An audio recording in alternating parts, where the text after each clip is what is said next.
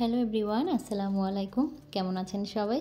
Bangladeshi blogger লিপি channel থেকে আমি লিপি। আমার লাইফের নতুন আরেকটি লাইফস্টাইল ব্লগ দেখার জন্য সবাইকে ওয়েলকাম জানাচ্ছি। আশা করছি যে যেখান থেকে আমার আজকের ভিডিওটি দেখছেন সবাই সুস্থ আছেন, ভালো আছেন এবং নিরাপদে আছেন।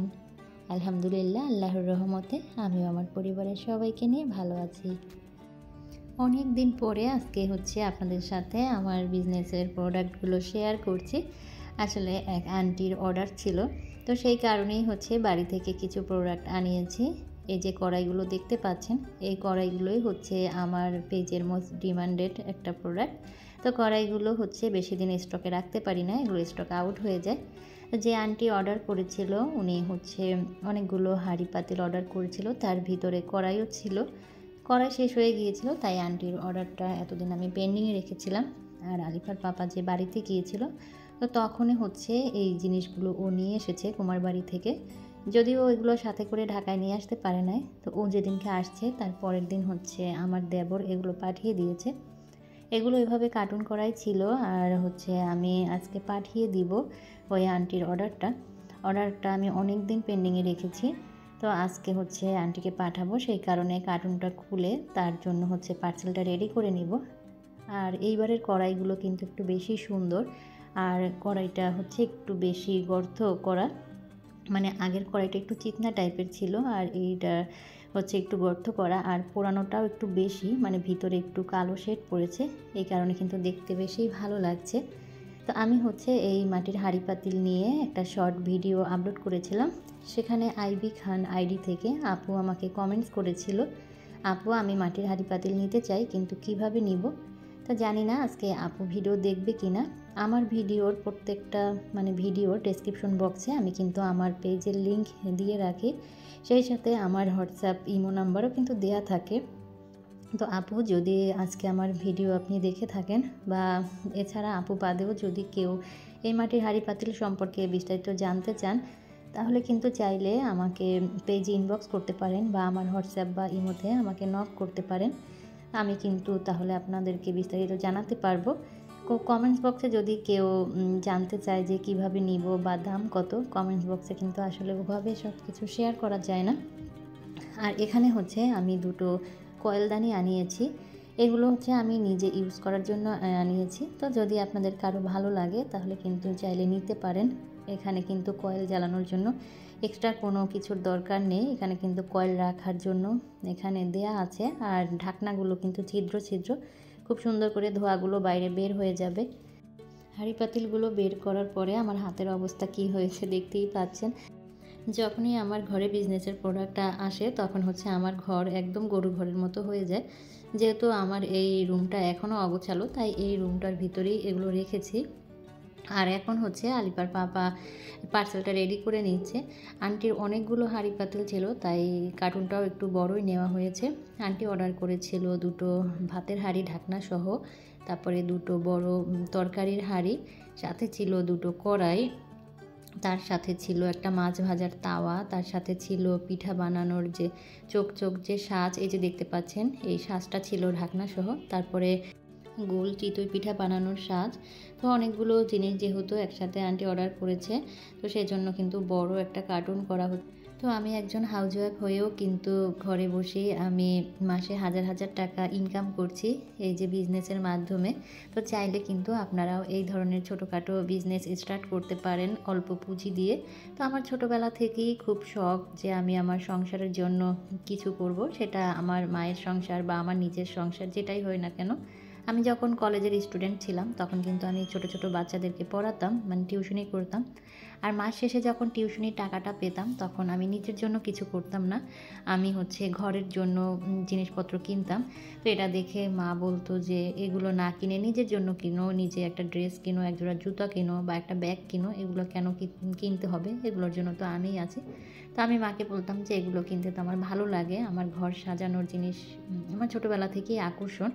তো এরপরে তো বিয়ের পরে আলহামদুলিল্লাহ খুব ভালো একটা জব করেছি, স্বামীর সাপোর্ট ছিল বলেই করতে পেরেছি। আর 7.5 বছর জবটা করেছি, ভালো একটা পজিশনে ছিলাম, ভালো একটা স্যালারি পেয়েছি। আর সেই দিয়েই কিন্তু আমি আমার নিজের সংসারটাকে মনের মতো করে সাজিয়ে নিয়েছি।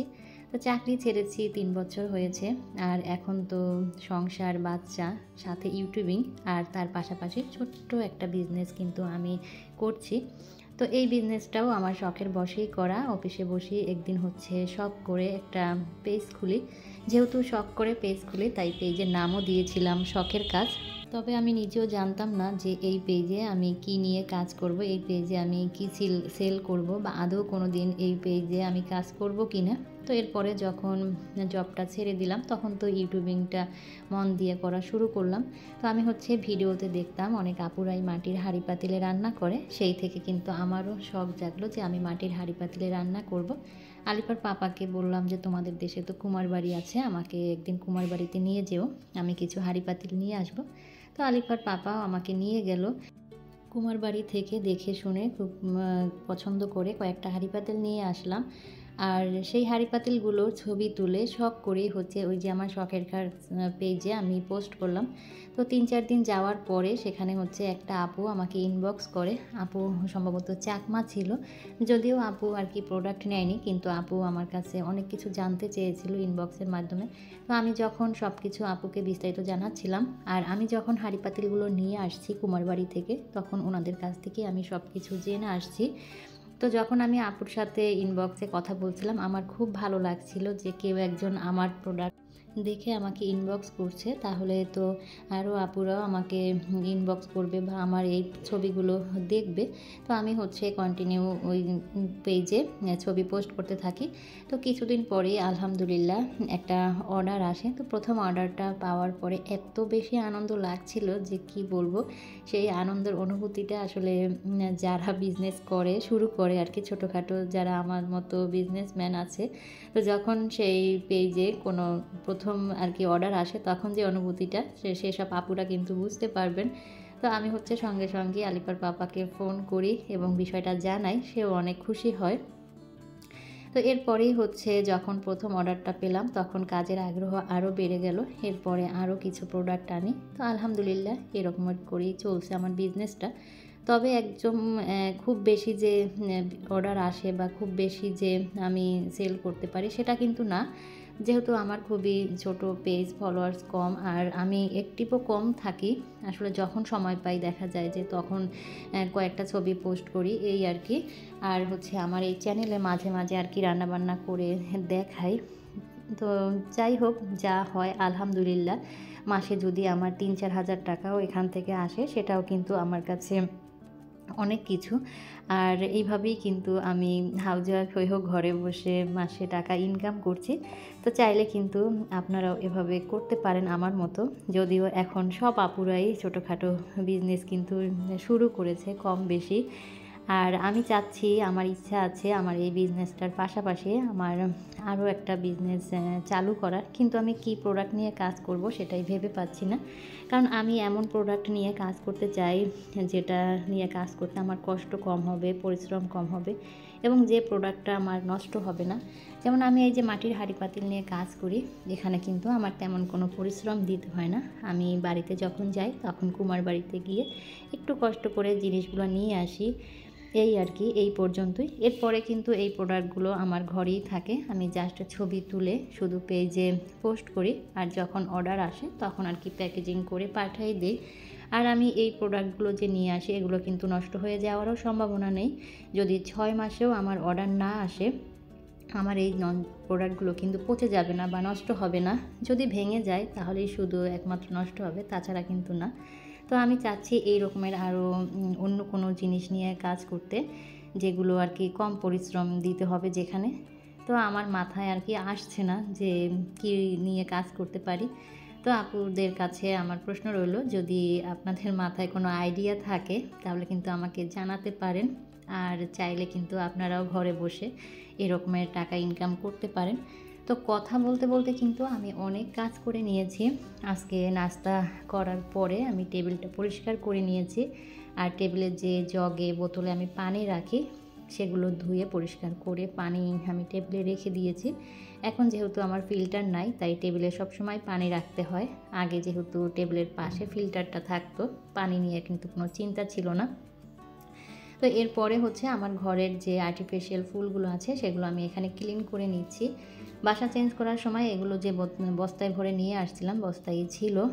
তো এটা যেহেতু শনিবারের ভিডিও, আর আমি হচ্ছে শুক্রবার দিন রাতেই চিন্তাভাবনা করে রাখি যে শনিবার দিন আমি কি কাজ করব, যেহেতু শনিবার দিন মেয়েকে নিয়ে স্কুলে যাওয়ার কোনো প্যারা থাকে না। তো আগের দিন রাতেই এগুলো বস্তা থেকে বের করে রেখেছিলাম। তো এগুলো হচ্ছে একটু গরম পানি দিয়ে ভিজিয়ে নিলাম। এরপরে আরও কাজ করেছি অফ ক্যামেরাতে। আর এখন চলে আসছি রান্না করতে। আজকে হচ্ছে ফুলকপি ভাজি করব, সাথে ডাল রান্না করব, আর শিং মাছ ভুনা করব। তো কষ্ট করে যারা ধৈর্য ধরে এ পর্যন্ত আমার ভিডিও দেখেছেন তাদেরকে অসংখ্য অসংখ্য ধন্যবাদ। তো যেসব আপুরা এ পর্যন্ত ভিডিও দেখেছেন কিন্তু এখন পর্যন্ত একটা লাইক দেননি, এখনই গিয়ে একটা লাইক দিয়ে আসেন প্লিজ। কারণ আপনাদের এক একটা লাইকই কিন্তু আপনাদের শেয়ারের কাজ করে, মানে আমার শেয়ারের কাজ করে আপনাদের একটা লাইকই। যেহেতু আমরা ছোট ইউটিউবার, আমাদের এই ভিডিওগুলো কেউ শেয়ার করবে না, আর যদি একটা লাইক দিয়ে উপকার করেন সেটাই আমাদের কাছে অনেক কিছু। কারণ এই লাইকটাই হচ্ছে শেয়ারের কাজ করবে, কারণ আপনার একটা লাইক আপনাদের মতো আরও অনেকের কাছে আমার এই ভিডিওটা পৌঁছে দিতে সাহায্য করবে। আর যারা ভালোবেসে প্রতিনিয়ত আমার এই ভিডিও দেখতে চান তারা চাইলে চ্যানেলটি সাবস্ক্রাইব করে অল অপশনটি অন করে রাখতে পারেন। যারা অলরেডি এই কাজ করে ফেলেছেন তাদেরকে অসংখ্য অসংখ্য ধন্যবাদ। তো আমি কিন্তু কথা বলতে বলতে এদিকে আবার রান্নাটাও করে নিয়েছি।